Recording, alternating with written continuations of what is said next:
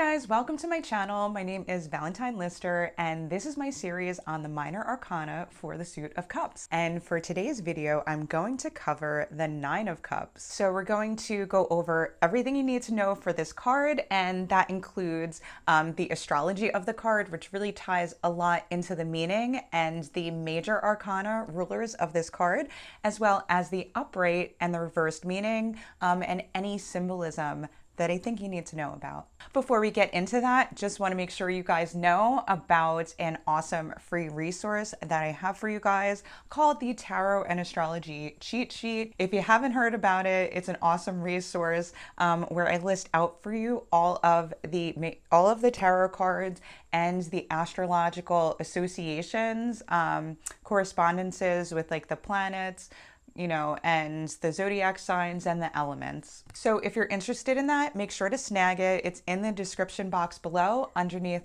the timestamps. All right, so let's get into the 9 of Cups.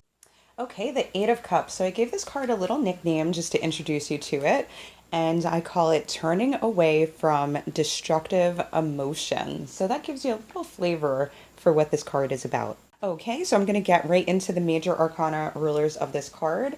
And it's ruled by the world and the moon. And so with the astrology of the card, basically from the major arcana, there is a god or goddess of one card wearing the zodiac sign costume of another card. So the rulers of this card, as far as astrology goes, is we have Saturn, the world, in Pisces, which is the moon. So Saturn is wearing the zodiac sign costume of the moon, and the 9 of Cups is what this looks like in everyday life. And that's what the minor arcana cards are all about. Also, for those of you who are astrologists, the 9 of Cups is associated with the first decan of Pisces. Okay, so I'm going to get right into this card. So the first thing I notice is the moon phase that's going on here. It's an eclipse. I'm assuming it's lunar. Maybe it's not. I don't know. I'm not like an expert on eclipses. But eclipses can represent sudden change, like an end to something.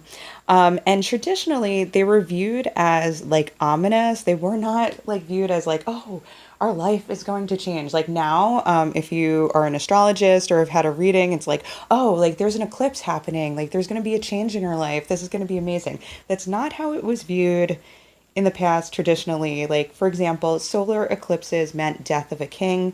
Lunar eclipses might be a change in fortune, home, your body, environment. They were thinking for the worst in the past. Now we know maybe not so bad because we're into transformation now. In the past, we wanted things to stay stable and secure. All right, so I like to see how the symbolism from the major arcana cards go into this minor arcana card, which is why they're still out here. So from the moon card, this person is dealing with a difficult phase of the moon. So in the moon card itself, which represents Pisces, we're dealing with the waxing phases of the moon. So like the waxing crescent, the first quarter, and we have the full moon. And so these tend to be difficult just because it means that you really have to look at things and deal with conflicts and things coming to light. That you might want to ignore it and put it to bed, but you're going to have to deal with it during these phases of the moon. And then the eclipse is sudden change. Could be for better or for worse, right? Who knows? If you're an optimist like me, I'm always like, it's for the better, but sometimes it's really tough, even if you're an optimist. But in this card, it's Pisces, Jupiter ruled sign traditionally. So it looks like they're actually okay with it.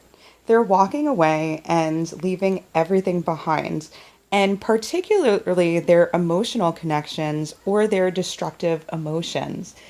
So they're moving in sync with life, which is a nod to the meaning from the world. So we don't have so much symbolism where it's like super clear that these cards are connected. So we have to think about what they're about to connect them. So the fact that this person is moving in sync with life, like they see this eclipse and they know it's time to move on, it's a nod to prudence, okay? Because prudence in the Saturn card means the virtue of knowing when to act.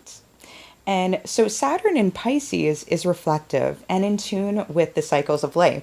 They're okay with diving into the darker parts of life, their psyche and the psyche of others, to understand how they behave, to understand why they and others do the things they do. And there's like a higher order, a spiritual truth in observing how we behave. And so the other thing, and I'm going to bring the colors in this section. I'm not going to put a separate section because I think it ties into the meaning well for this one. Okay, so Saturn is in a circle. And so this person, you could call them Saturn, they're kind of in a circle, and it's actually using the physical world, right? They're like in sync with the physical world, kind of in this circle, like surrounded by this like stream or river here. And notice that the water is blue, it's light blue. And that means they're surrounded by compassion, serenity, mental clarity, because that's what the light blue means: compassion, serenity, mental clarity. And they're also wearing themselves red. So red means desire and passion. And so they have a desire to go down this path and get to the heights of abstract thought. Like in the moon card, the path goes to the heights of abstract thought. And that means being able to step back and see things objectively and not get so lost in your emotions when looking at things. And that's what Saturn in Pisces is all about. And that's a lot of times what Pisces is all about. They don't want to get lost in their emotions. They're very deep and powerful emotions, right? It's a water sign.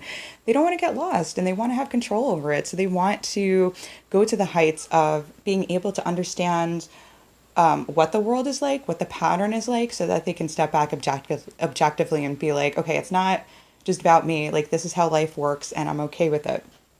We also have green here in the card, lots of green, which means healing, growth, fertility, and prosperity.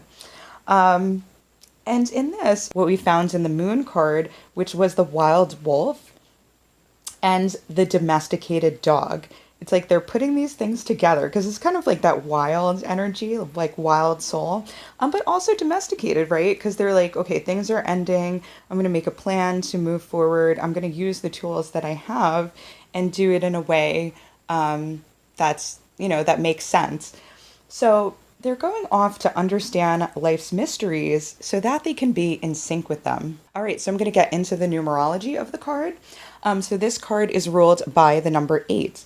And so 8, we can think of the infinity symbol, sorry about that with the camera, but if it's drawn like not Roman numerals, we have the 8, right? And that's the infinity symbol, eternal life of the Ouroboros variety, which is very much keeping in with the world card, which is associated with this. We have this red, that's like the Ouroboros, like eternal life. Life is going to be life. And it also means abundance, material prosperity, worldly power, and influence. Okay, so the upright meaning of this card. If this card comes out upright, it means letting go of emotional attachments, letting go of destructive emotional patterns, seeing things from an objective perspective, and knowing that it's time to put an end to a phase of life that you're emotionally attached to, such as a relationship, a job, a home, a sentimental item, or something you want to create. There are seasons where we begin things, but this is a season to end things, and we have to have the wisdom to let go. Okay, the reversed meaning. So if this card comes out reversed, this means that the energy is being blocked or avoided. You don't listen to the cues from the universe to stop. You keep beating a dead horse and obsess or argue about an issue that should be over and you should step away from. But you may reflect on it, you may know that, and that's like the benefit of that anyway, right? Everything we do, we have awareness of it, and we're like, oh, that's interesting. That's cool. All right, so examples from my tarot journal. If you saw my video on my tarot journal, I've been writing down like what happens when I pull cards, and it's really cool. You get to know them way better. So when I got this card, I was like obsessing over what prices I'm going to charge when I'm ready to do a reading. I'm really struggling with that, because I want it to be affordable, but I really do need to get going on my business and make an income. At least that's what I'm telling myself. Eventually I'm going to have to either do that or go back to work eventually, right? But at the end of the day, there is a simple solution. There's a solution that's going to work, and I don't need to stress about it. Like when that time comes, when I'm ready to do readings or whatnot, I'm going to figure it out, and like it's not going to be that complicated, but I'm complicating it in my head. So the interesting was that day I was physically exhausted. So my body was telling me, and telling my mind that it needed to rest. But did I listen? No. I also had like an old argument with my husband that keeps coming up, and I'm so done with it, but I decided to argue about it when I should have just walked away. And also both of us were sick, so it was just like a sign from the universe that it's not like the time to argue, but I did it anyway. But I had some awareness and some reflection.